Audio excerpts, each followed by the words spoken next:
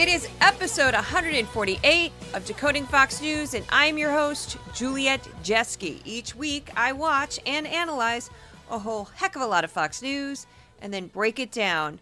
I watch all the Fox News you'd never want to. Let's get into it. Here's the headline: DEI hysteria and the racist ramblings of a madman. A condensed overview of 18 hours of Fox News for the week ending February 2nd, 2025. The folks at Fox were quick to repeat and amplify the deranged tirades of our malignant narcissist president, who blamed diversity, equity, and inclusion programs for the recent catastrophic fatal crash of a military helicopter and commercial airline over the Potomac. When grieving families and shocked Americans needed words of sympathy and reassurance, Trump was more than happy to terrify and provoke. At the time of President Trump's hateful statements, authorities didn't know the identities of anyone involved in the disaster. Trump assumed, with no evidence, that the crash was the result of a degradation of hiring standards.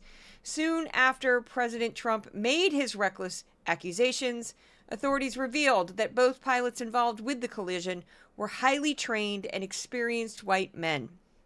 Trump also blamed President Biden and former Transportation Secretary Pete Buttigieg, even though he offered nothing that might link the previous administration to the collision. Since Fox News loves to terrify its audience and promote straight white male supremacy, the network's on-air talent was more than happy to cheerlead for Trump's twisted narrative. Other topics explored on the network were Trump's mass deportation efforts, another plane crash in Philadelphia, and the Senate confirmation hearings of Kash Patel, Tulsi Gabbard, and RFK Jr. Anyone watching Fox News exclusively last week might have missed out on stories about escalating violence in the Democratic Republic of Congo or the criminal indictment of a doctor who prescribed abortion medication. The huge story. Fox completely ignored it. So shows that I covered on Fox News last week were Fox and Friends, all 3 hours on Thursday, because that was about the crash.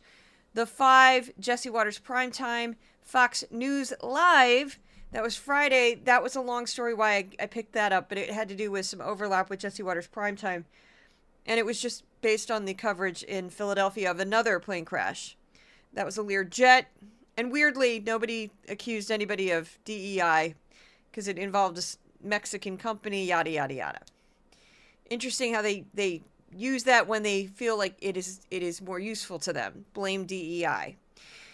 So here we go. When in doubt, blame diversity, equity, and inclusion. So this is from Friday, the cast of the 5. I just went through an entire, much longer segment. I think this was 14 minutes. And just chopped up when they were talking about DEI. I got to tell you, Jesse, the claim that when he talks about DEI and lower standards, their interpretation is that what he's saying is that only white people are competent. Are they stupid? Do they not know what DEI is about? They know, but they can't admit it because it was their idea. The politicians demanded that Reagan add all these extra flights to this airport because they all need to get home to their districts to have 3- and 4-day weekends. They have 60 DEI employees at the VA, but they don't have enough at a control tower at Reagan, the busiest runway. They could have had enough, but Biden wouldn't let white guys in. According to a lawsuit, 1,000 white guys who had perfect scores. One guy had 100% on the entrance exam to be an air traffic controller. Biden said no. That's still in litigation. So we'll get to the litigation in a moment, but there's a lot of stupid in that brief statement by Jesse Watters, as usual, as is his way. First, I'm going to take that premise that politicians are somehow going to Reagan National Airport and saying, I need more flights to Iowa. I'm a senator from the good state of Wyoming. You know, that's not how flights work, but it's partly the airport, but it's also, I don't know, the airlines that are notoriously cheap and try to get as much profit out of everything as possible. I don't know if you've been on a flight lately. Every flight I ever take is packed to the gills, and they charge you $40 for a bag, and they treat you like garbage. Yay! I hate the airlines. Anyway, yeah, they need to make money. So they're only going to add flights if they think they can make money. I don't think senators from small states with nobody in them Anyway, I'm not buying that. I'm not buying that. So that's the first premise. And then he bizarrely says, and I did re-listen to this multiple times. He said, they have 60 DEI employees at the VA, which is normally short for Veterans Administration, but they don't have enough at the control tower at Reagan, the busiest runway. Well, you know, the VA, the Veterans Administration, would have nothing to do with air traffic control operators. That would be the FAA. Way to go, Jesse Waters. But next up, we're gonna go back to Judge Jeanine Pirro. We're gonna discuss this more at length, and then we'll talk about that litigation that was mentioned earlier. They're making DEI about race when it's about intelligence, it's about competence, it's about recognizing that we need the smartest people doing surgery, flying aircrafts, protecting the American people. You know, there's this class action lawsuit against the FAA for turning away thousands of highly qualified individuals who applied for these FAA jobs because they weren't the right skin color. So that last voice you heard was Katie Pavlich. She was sitting in for Dana Perino. She's not a regular cast member of The Five. So about that lawsuit, according to reporting by BBC, a legal firm filed a class action lawsuit against the FAA in 2019 over a biographical questionnaire that was added to the testing for air traffic control. The class action lawsuit was on behalf of 2,500 people who had taken the examination but were not selected to complete ATC training. According to the lawsuit, the questionnaire awarded higher points to candidates for selecting certain answers to multiple choice questions about their socioeconomic background. The plaintiffs in the lawsuit argued they faced discrimination because they didn't fit the preferred ethnic profile as determined in the biographical questionnaire. The FAA and the Department of Transportation are contesting the lawsuit.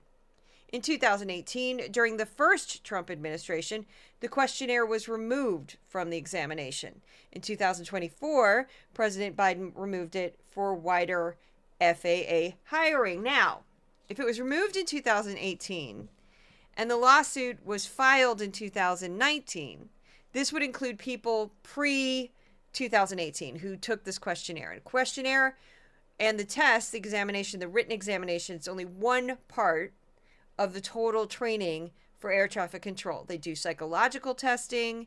It's because it's a very, very difficult job. So it's just one of a part. And it would be difficult based on this. The BBC couldn't get the full questionnaire. They were trying to get the questionnaire. They said they couldn't get it. But apparently, according to the language in the lawsuit, this questionnaire was supposed to filter for socioeconomic background, which is not the same thing as race. Because if you were, for instance, the son of the actor Will Smith, who was just at the Grammys wearing kind of a goofy outfit at the Grammys, that's why I'm thinking of him, he would be at a very different socioeconomic background than the son of, you know, someone who was like a maintenance man at a school. Somebody who grew up in a, you know, mobile home in southern Missouri is going to be in a very different socioeconomic background than the son of a movie star, regardless of race. And I'm not sure who put this together or why they thought filtering for socioeconomic background was a good idea or something they wanted to do. I have no idea. I do find it interesting, though, because if I look at it this way, since the written examination was only one part of a whole of why somebody might get advanced through this whole training program, which apparently takes years, I can kind of see it because I do really great at written tests because I can memorize things very quickly. From the time I was a small child, I had this like, give me a book, let me read it, give me a test, boom, I'm going to ace it. That's just something I could do. However, something I would be really bad at would be being an air traffic controller. So I'm sure I would do great on the written exam. But when they did like my psychological evaluation, they'd probably be like, this person cannot handle the stress. I don't drive because I don't like the stress of being in a car and knowing that I could accidentally kill somebody. I hate it. That's why I live in New York. I was in a car today. My brother had an issue he needed help with, and we had to drive all the way to Flushing, Queens, which is very far away from where I live. It's a long story. Won't get into it for privacy reasons. But it's part of the reason why this podcast is a little late, because I had to get up really early to help my brother. He lives in Queens. But anyway, the whole time I'm just like white knuckled. I just hate being in a car because we had, so yeah, just I'm using myself as an example. I do great at the written exam. I do terrible at the psychological exam because I'd be like, I can't do this. I'm going to kill somebody. I can't do this.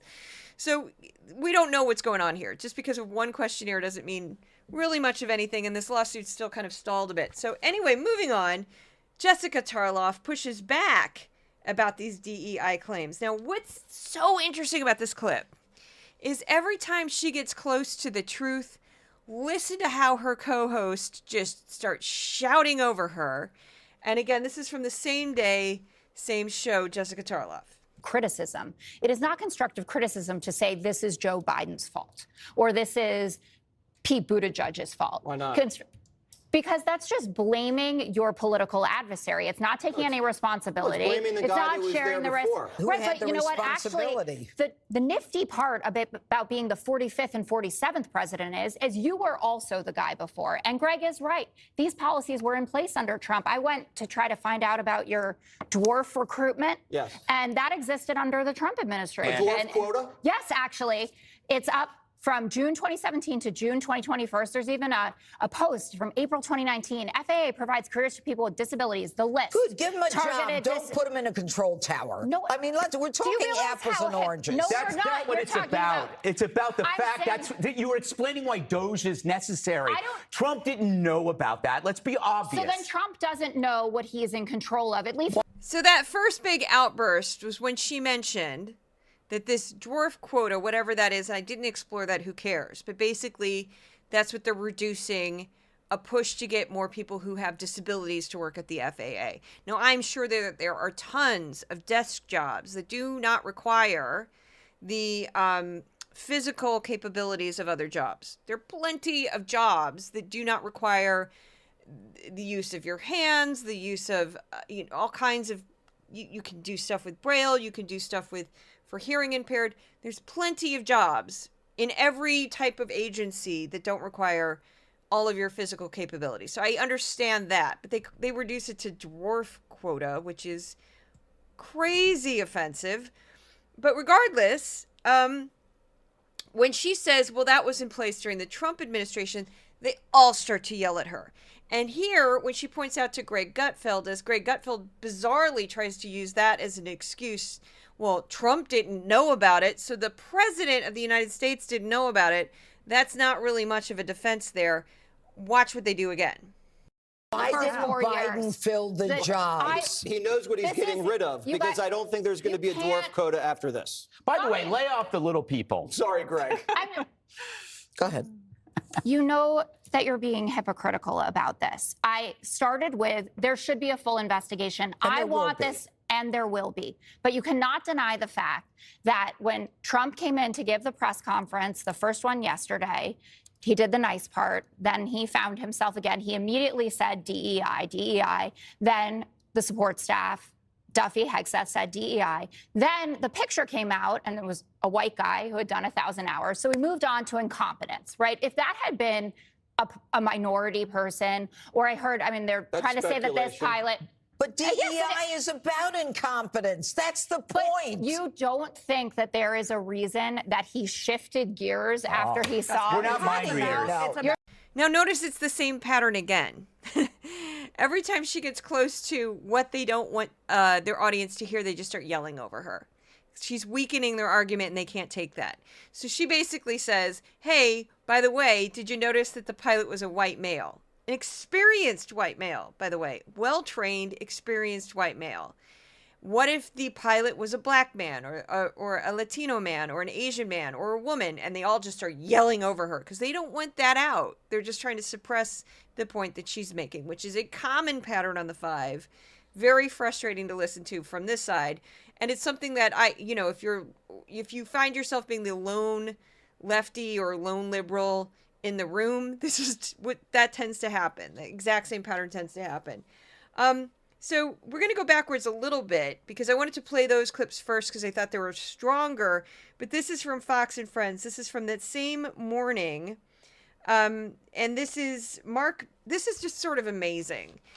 I wish I could play the whole thing, but it's just too long of a segment. But Mark Meredith, who's a correspondent on the scene, he was at the scene of the accident off the Potomac in D.C., and he's there with his microphone. He's talking, and he says very clearly, authorities say they don't know the cause of this crash yet. They're going to need 30 days. He's very, very clear on this. And as soon as they cut back to the studio on Fox and Friends, they just start bringing up all these stupid theories. So here we go. Investigators say there are a lot of possible causes to this mid-air collision. At this point, it's simply too early to know for sure what would have led to this crash, and it's likely going to be at least a month before we get a preliminary report. Was this a DEI thing?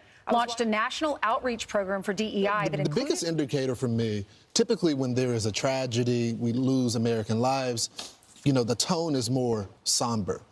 When Sean Duffy went into that press briefing room, he was furious. And I go, Sean knows something that we don't know. Okay, so to recap, Mark Meredith says it's going to take at least a month to know. We don't know. We don't know. Authorities will take at least a month to know. Boom. He's very clear about that. The longer clip's even more heavy-handed with, we don't know. Let's not speculate. As soon as they cut back to the studio, Anthony Einhart is DEI, DEI. Then Lawrence Jones, bizarrely, based off of the behavior of Sean Duffy, who had the job as Secretary of Transportation for about 24 hours before this happened, claiming he can tell some sort of secret plot based on his behavior. And then again, even though Mark Meredith basically just said to them, we don't know, we don't know, we don't know, we're going to need a month, Brian Kilmeade, and then we go back to Einhart, they bring up air traffic controllers, and they just assume, again with no evidence, that somehow that and DEI played a role. So I think that CNN just spent all night last night focusing on what Donald Trump came out and said DEI is probably at the root of this, just to paraphrase. Air traffic control has been a problem since before the pandemic. And then you have to get more air traffic controllers. And you just hope that whoever's running the air traffic control tower is not preoccupied. And we're not saying that we don't know if this was the problem. There's just a report. It's just a fundamental problem. The control tower staffing at Reagan National Airport was not normal for the time of day and volume of traffic. Now, what Einhart said there at the end is accurate, but that's still not enough information to go to make a conclusion yet. That's what everybody's saying, including, again, the Fox News correspondent Mark Meredith, who was reporting from the scene. I want to add that on Friday, there was this other plane crash in Philadelphia, and this I couldn't play it because it would take way too long. But as an example, and this was very strange programming because it had just happened, and Jesse Watters Primetime had expert after expert after expert come on. And most of them were retired pilots, former aviation experts. A lot of them were retired. And none of them were agreeing on anything. And this was a different plane crash. It was a smaller aircraft, and they really don't know why. It's a Learjet. They don't know why it blew up. They don't really know what caused the crash. And he had at least half a dozen people come on and talk about it, and some of them openly disagreed with each other. They didn't talk at the same time, but they'd say, I heard the person you had on earlier, and I don't agree with what they said. Or I see it differently. So you just don't have enough information based on, because they couldn't even agree with that crash if the plane was on fire when it went up in the air or if the fire happened after, based on the footage. There's just so much they don't know. Now, I want to briefly go through who flies most planes in the United States. According to the latest data from 2021 collected by the U.S. Bureau of Labor Statistics, 93% of airline pilots in the United States are white, and 92.5% are male. Only 6.34% of FAA certified pilots identified as female in 2022.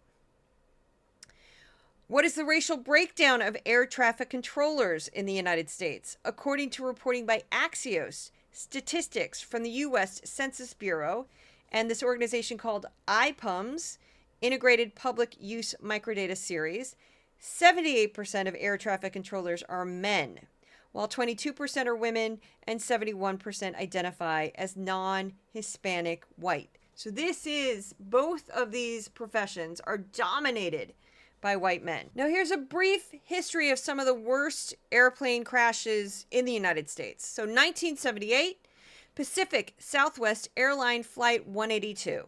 A commercial jet collided with a small Cessna plane. All 135 people on board were killed, along with 7 people on the ground. The cause was pilot error. The pilot was a white male. Now, in this instance, incredibly experienced pilot, from what I could read. No one's really sure why this happened. The pilot just made a mistake. In 1982, Air Florida Flight 90 crashed soon after takeoff, killing 70 passengers and 4 of 5 crew members. So somebody actually survived this. The cause of the crash, again, pilot error. The plane had taken off despite the dangerous blizzard conditions at the time. The pilot, again, was a white man. In 1996, TWA Flight 800, a commercial flight, exploded 12 minutes after takeoff just off the coast of Long Island, New York. All 230 people on board were killed. The cause, an electrical failure that ignited a nearly empty center wing fuel tank in the 25-year-old aircraft. The pilot was a white man. So in this case, it was a mechanical problem with the plane. See how you need to know a lot more information than simply a plane blew up. In 2001, American Airlines Flight 587, a commercial jet leaving JFK International Airport, crashed in a residential area, killing 260 people on board, along with 5 people on the ground. The cause of the crash was a result of the in-flight separation of the vertical stabilizer and subsequent loss of control. The pilots were both white men. They were not at error. It was a mechanical problem in the plane. So again, you need more information. Just pointing this out. There could have been a mechanical problem with the helicopter. We don't know. We just don't have enough information. And there were a number of really stupid comments that people made, but the one that just you could play at in journalism school is like, don't do this, was Lawrence Jones basically saying, well, Sean Duffy looked mad, therefore there's this whole secret subplot that I don't know, but I'm just going to pull that from thin air. You can't do that. No, you need evidence. You need something other than this person looked mad. Sean Duffy got his start on an MTV reality show. He did become a lawyer. He was briefly a congressman. All of this is true. And then he ended up in media, back in media, I should say, and on Fox News. And then he's given this position of Secretary of Transportation. Is he qualified? That's a question. I don't think he's as egregious as some of the other cabinet picks. But Lawrence Jones was basing body language, I guess, or an attitude he was getting from Sean Duffy, a man who had the position for about 1 day before this disaster happened. So just stop making assumptions. You're not supposed to make assumptions as a journalist. I know that these people aren't really considered journalists. If I remember correctly, Lawrence Jones was like in college, dropped out because he got an opportunity to work in media, and then eventually ended up at Fox and became one of the youngest TV hosts like ever. I think the youngest black TV host like ever. He might have that distinction. I don't know. It doesn't really matter. But he doesn't have like a proper journalism background, in my humble opinion, because it takes a lot more than reading copy that somebody else wrote to be a journalist. I'm being a little snide here, but it's true. And you cannot make assumptions. It goes against everything we're supposed to be doing in my profession. So anyway, this is a collection of all of the sort of odd statements that Sean Duffy made in a press conference right after the accident. And again, he's green. I'll give him a lot of grace here, but wow, he did not, compared to Pete Buttigieg, who, of course, on Fox they love to criticize. This was not impressive. To say that safety is our expectation. Everyone who flies in American skies expects that we fly safely, that when you depart an airport, you get to your destination. That didn't happen last night. You should be assured that when you fly, you're safe. Thank you. Obviously, it is not standard to have aircraft collide. I want to be clear on that. Something went wrong here. I look forward to the time and point when we can give you that information. Thank you. Is there an acting FAA director? Thank you, everyone. Now, since this is audio, you can't see what happened in the clip. I will describe it to you. So as that journalist very clearly got her question out to Sean Duffy, he turned his back to her and walked away. He did not answer her. Now, I'm going to answer what happened to the head of the FAA. Michael Whitaker, the former head of the FAA, resigned when Trump took office after an onslaught of attacks by Elon Musk over Whitaker's oversight of SpaceX, one of the companies led by Musk. September 25th, 2024, on X, the social media platform owned by Musk, the head of SpaceX declared and then he had an image of Whitaker, needs to resign. The week prior, Musk blamed the agency for limiting his company, and this is what he wrote. The fundamental problem is that humanity will forever be confined to Earth unless there is radical reform at the FAA. Musk's feud with the agency followed the FAA's decision to issue several fines against SpaceX over various safety violations in the summer of 2023. So that's why there wasn't a head of the FAA, is because Musk drove him out. So before I get into how PBS covered this, one clip on that, I want to give a brief shout out to my sponsor, and that would be the listeners of this podcast and the readers of my newsletter. Also, additionally, supporters on Patreon.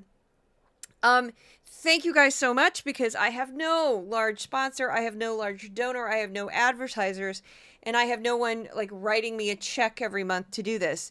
It's all based on hundreds of people spending $5 a month or $55 for the year. The founding membership is $168 for the year. Some people just do that and they're amazing. Anything's amazing. Even just sharing the podcast, sharing the newsletter is amazing. Now, paid supporters on Patreon and paid subscribers on Substack get exclusive content. And I've already started on, I'm going through all, now they might be confirmed by the time these are finished, but I still want you to see the Democrats fighting. There's some Democrats and independents that are fighting against these cabinet picks in these confirmation hearings, which I'm reducing 5 hours down to 45 minutes or 5 hours down to a half hour. I've already gone through the first draft of the RFK Jr. Day 1, Day 2, and Tulsi Gabbard. I'm about to do Kash Patel.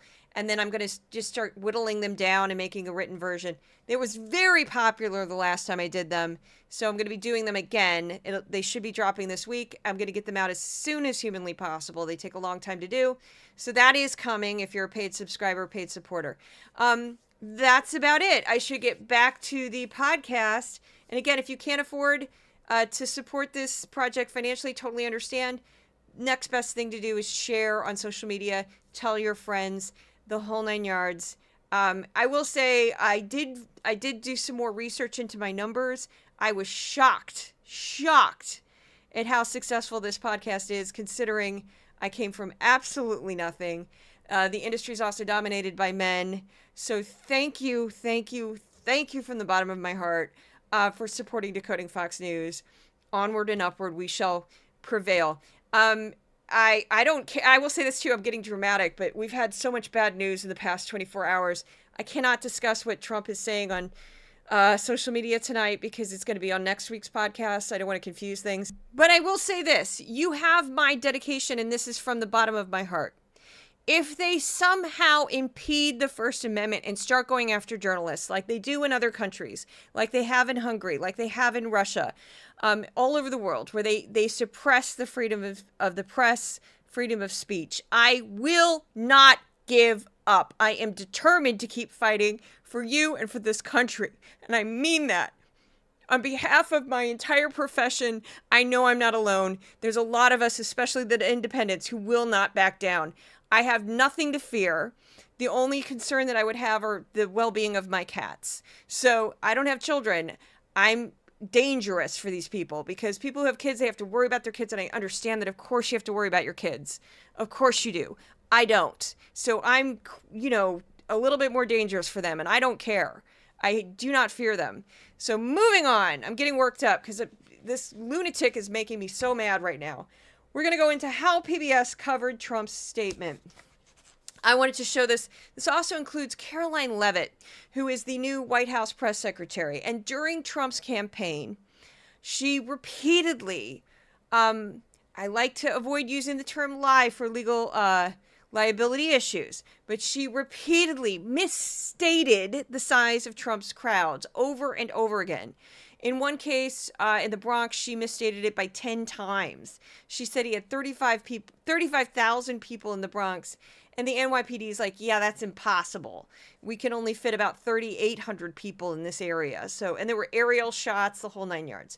So this is how PBS is covering sort of Trump's statement and then Caroline Leavitt's statement, doubling down on this horribleness. I should introduce this voice because you're probably not used to this, hearing this person. This is John Yang. He's a correspondent at PBS. At the White House, reporters asked whether the flying public should be concerned about FAA staffing levels. In response, Press Secretary Caroline Leavitt doubled down on President Trump's controversial comments yesterday about diversity and inclusion. When you are flying on an airplane with your loved ones, which every one of us in this room has, do you pray that your plane lands safely and gets you to your destination, or do you pray that the pilot has a certain skin color? I think we all know the answer to that question, and as President Trump said yesterday, it's common sense. More than 40 bodies of the crash's 67 victims have been recovered, and we're learning more about those victims. Ian Epstein and Denacia Elder were the flight attendants on the passenger jet. 13-year-old figure skater Gina Hahn and her mother Jin were among those returning from a skating camp. Civil rights attorney Kia Duggins had been in Wichita for her mother's surgery. This fall, she was to become a professor at Howard University Law School. Michael Stovall was one of 7 friends on Flight 5342 returning from a duck hunting trip. And Chief Warrant Officer Andrew Eves and Staff Sergeant Ryan O'Hara, both husbands and fathers, were 2 of the 3 soldiers aboard the Black Hawk helicopter. Now, I wanted to include that full clip because PBS does this all the time. They mentioned the victims, and they showed images of the victims. They humanized the victims because they are a high-quality news source. Also, at the very end there, you see they showed the images of 2 of the pilots. At this time, that we had not known that the 3rd person in the Black Hawk was a woman. But the 2 pilots that we knew about were white men, and they both were very, very well experienced. A lot of experience, lots of time in the air. I believe the one pilot had over 1,000 hours in the air. That's a lot.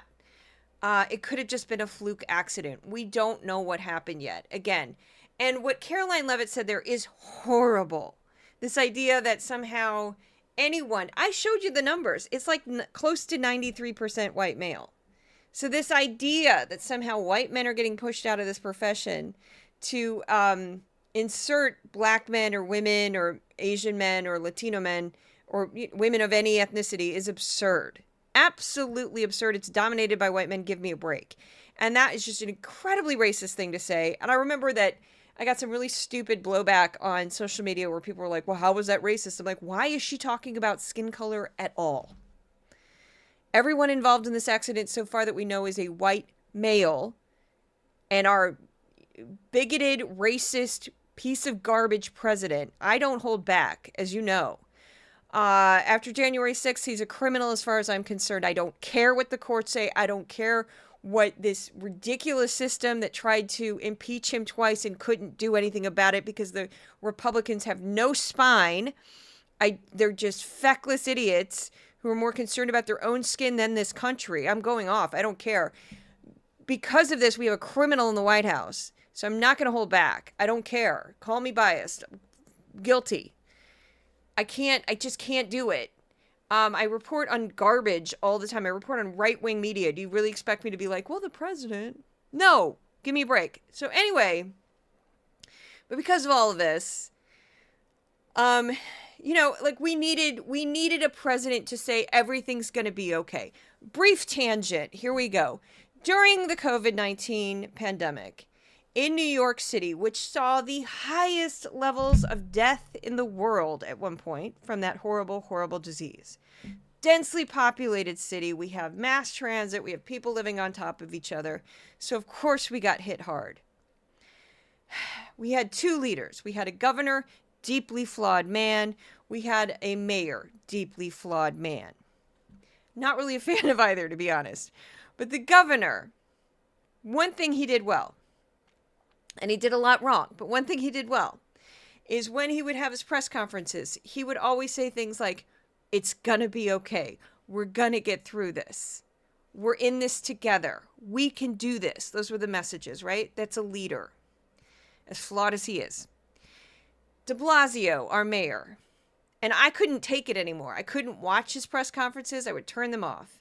He would get there, similar position, and he would start his speeches with, I'm joking. This is not actually what he said. I'm paraphrasing.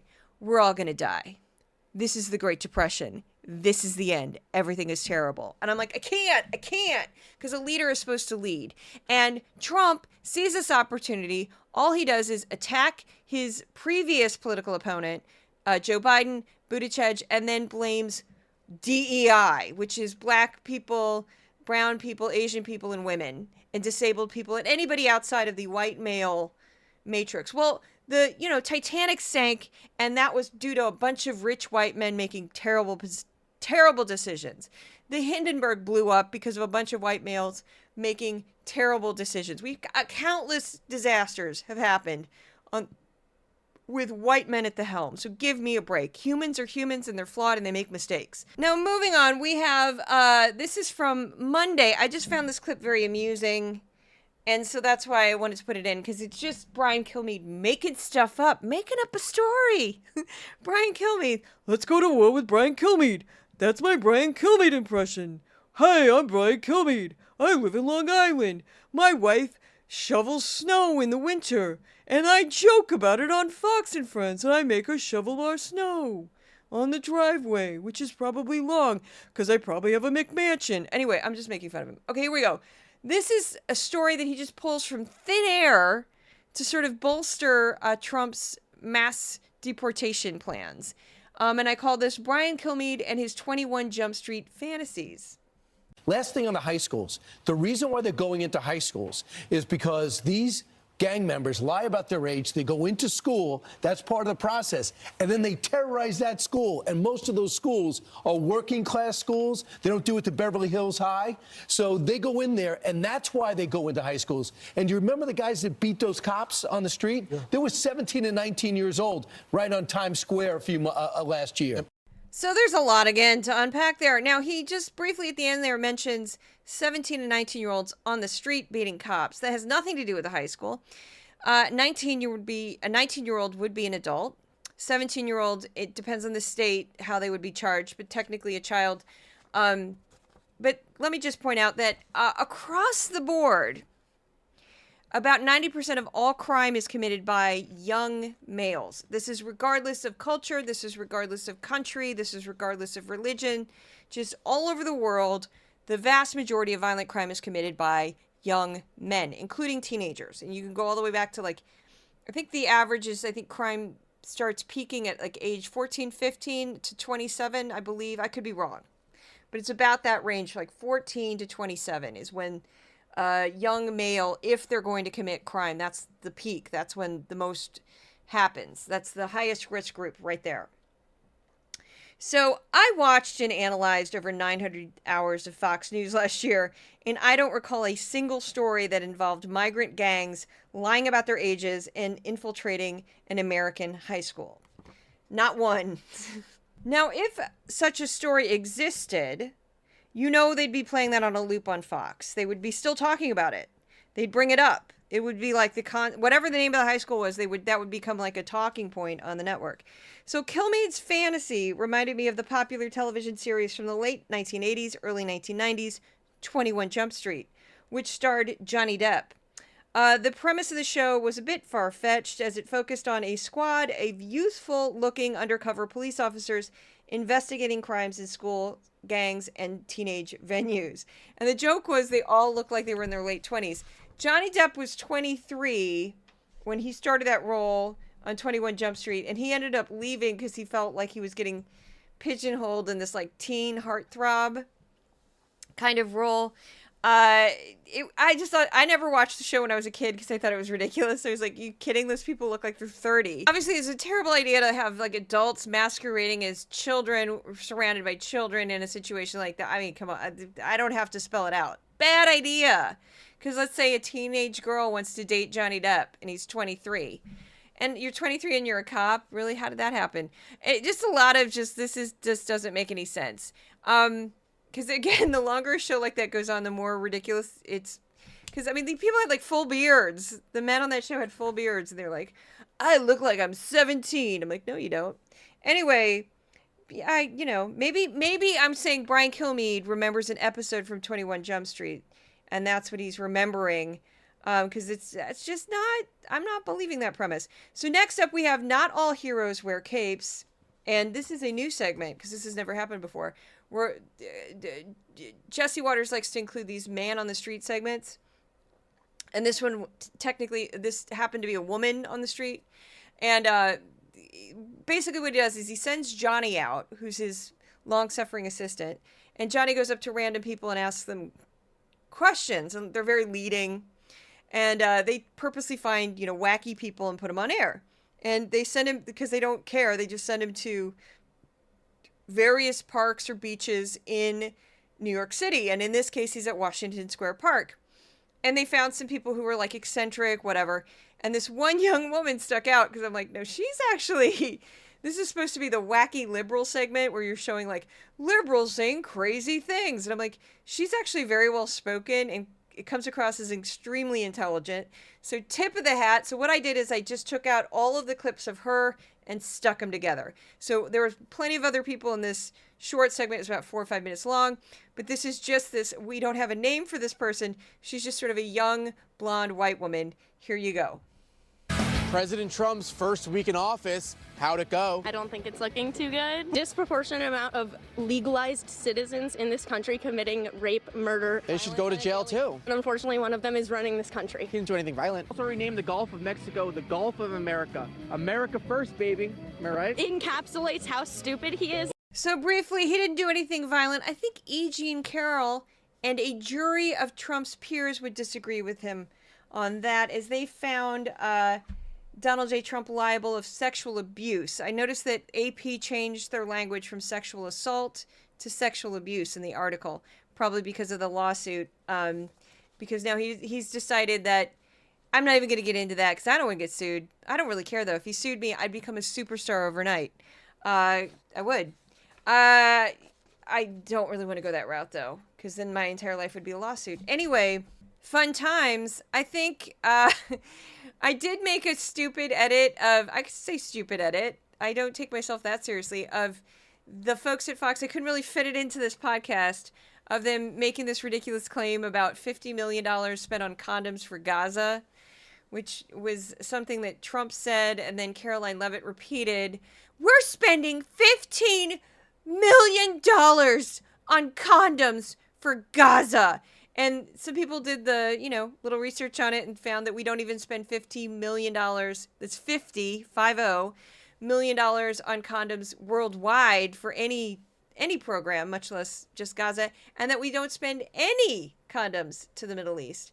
But my favorite bit, and I did make a little goofy dance song to it, that I'm saying these things. It was one of my social media clips. Is I'll just briefly say, was Judge Jeanine. I'll do it. Where she was like, $50 million on condoms. Are you kidding me? I'm Judge Jeanine. And let me tell you something.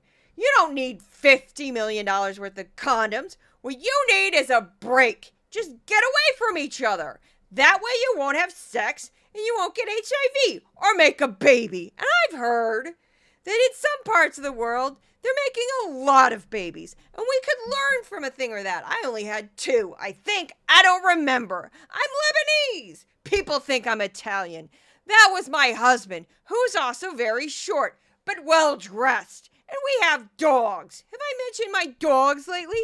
Now I have to pretend that I like Kristi Noem when I can't stand that woman. Okay, Odin just jumped up. A true story, Odin, one of my cats, he's a long, skinny black cat with an incredibly long tail and a very dramatic face. Odin has now learned that when I do Judge Jeanine, it means I'm getting close to the end of the podcast, and he comes over and he sits on my lap. He's one of the podcast mascots, if you didn't know. So we're going to go into stories Fox News ignored. Every week, I compare the hours I've watched on Fox to 5 hours of the PBS NewsHour. The following list are stories that PBS covered that Fox News did not. And I'm always just briefly finding new ways to make this faster because this section takes up so much time for me. I'm just going through the transcripts now and pulling directly from PBS. So all of this language, sometimes I tweak it, I shorten them, are from the PBS NewsHour transcripts. So just letting that out there so nobody thinks I'm stealing anybody else's work. This is clearly not my work. Here we go. Updates in the Israel-Hamas war. Israel allowed. So these are all stories, again, that PBS covered, Fox did not. So here we go. Updates in the Israel-Hamas war. Israel allowed hundreds of thousands of Palestinians to return to northern Gaza after a 2-day delay. Some 200,000 Palestinians made the trek north by foot, carriage, and car to reunite with their homes and loved ones. In many cases, there wasn't much to come home to. Israel confirmed today that 8 of the 33 hostages set to be exchanged in phase 1 of the ceasefire deal are deceased. Israel's ban on UN Palestinian aid agency UNRWA took effect last week. Humanitarian officials say the move could have devastating impact on aid deliveries in the region. A UN spokesperson said that UNRWA was still delivering aid today despite the ban. Next up, updates in the war in Ukraine. A Russian drone attack killed at least 6 people in the northeastern city of Sumy overnight. 9 others were injured. Regional authorities say a drone slammed into an apartment building, blowing out a wall and windows. Ukraine's Air Force said Russia launched more than 80 drones, but that most were shot down or otherwise missed their targets. A federal judge now says that Stuart Rhodes and other members of the far-right group, the Oath Keepers, are no longer barred from visiting Washington, D.C. in the U.S. Capitol. A 3.8 magnitude earthquake shook northern New England last week. The U.S. Geological Survey says the quake struck roughly 6 miles off the coast of southern Maine at a depth of about 8 miles. A weekend of downpours in Southern California was giving firefighters a much-needed break after weeks of dry and windy conditions. Ash, mud, and other debris in the fire zones were sliding into huge stretches of roads. Landslides even caused a part of the famous Pacific Coast Highway to shut down.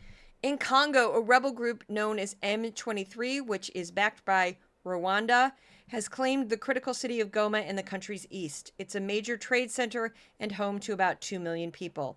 Hundreds of thousands have been displaced during a decades-long conflict, which the UN calls one of the most serious humanitarian crises on Earth. The U.S. State Department has raised its travel advisory for the country. Oklahoma's Board of Education voted unanimously today to require parents to provide proof of their child's immigration status when enrolling them in public schools. Those without legal status can still enroll, but school districts would be required to report the number of those without documentation to state education officials. One of the world's most active volcanoes is erupting again. Nearby webcams captured the Kilmeade volcano spewing lava as high as 120 feet in the air.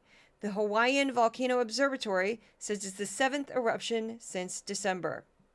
French President Emmanuel Macron announced that the Louvre will undergo an extensive renovation to help ease problems with overcrowding and give the Mona Lisa its separate viewing room. The changes are expected to take at least a decade. In India, authorities say that at least 30 people were killed and dozens more injured in a stampede during the world's largest religious gathering. Tens of millions of Hindus have made the pilgrimage to the city of prayer for the Kumbh Mela festival, which occurs once every 12 years. Donald J. Trump appealed to overturn his conviction in the New York hush money case. He was sentenced earlier this month to what's known as an unconditional discharge, making him the first person with a criminal record to step into the presidency. Secretary of Defense Pete Hegseth removed the security detail protecting former chairman of Joint Chiefs Mark Milley. Milley had that security not only as a former chairman, but because he faces ongoing threats for his involvement in a 2020 U.S. drone strike that killed a top Iranian general. Hegseth is also seeking to demote Milley in his retirement. A U.S. appeals court ruled today that a decades-old federal ban on handgun sales to adults under the age of 21 violates the Second Amendment. The court found that the ban is inconsistent with the 2022 Supreme Court ruling that established a more conservative test for assessing firearm laws. Sonny Williams and Butch Wilmore floated outside the International Space Station to perform maintenance work about 260 miles above the Earth.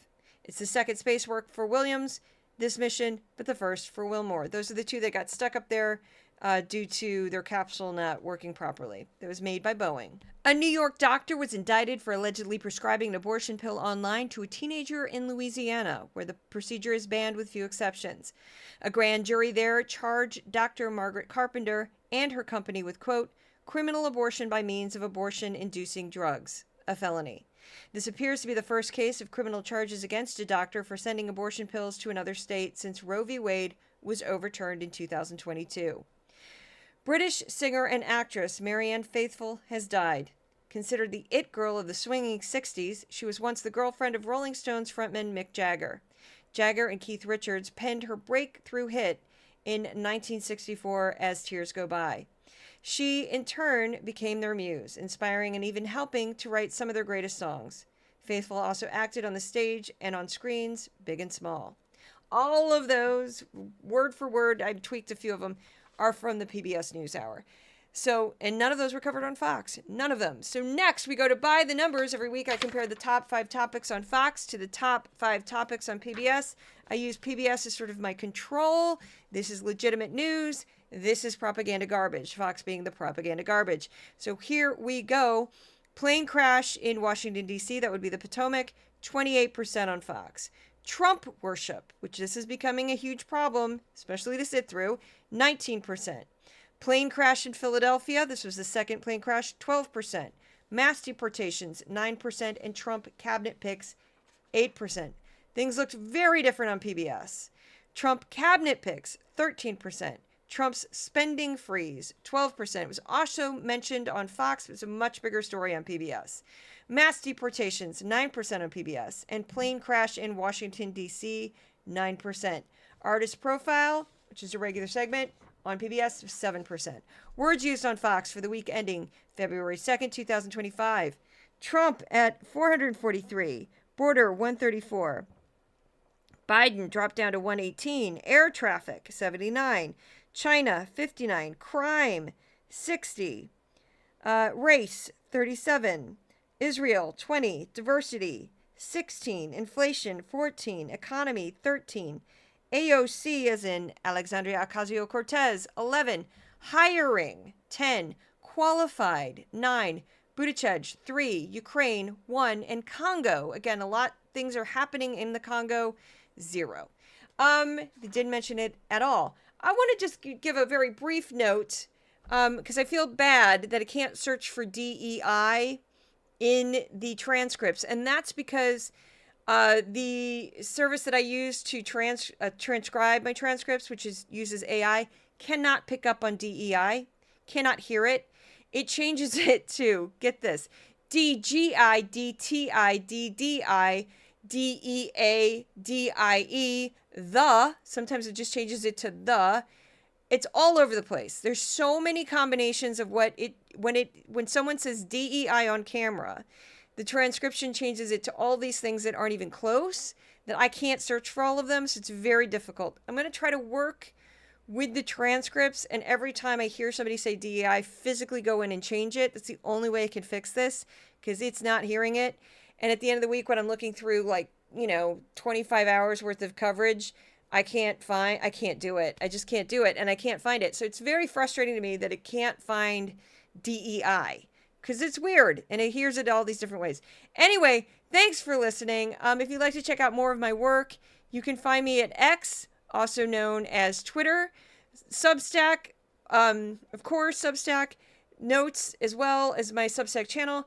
I'm on Instagram, Threads, Blue Sky, TikTok, but not so much, YouTube, Facebook. I think I got them all. If you'd like to become a paid subscriber of Decoding Fox News, you can go to my Substack for Decoding Fox News, Patreon for Decoding Fox News.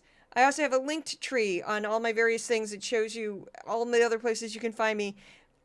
And my beautiful cats, Odin and Thor, the podcast mascots, send their love. You can also find a version of this podcast on the Resolute Square YouTube channel. And I will see you at the next podcast. I'm exhausted. Thank you so much.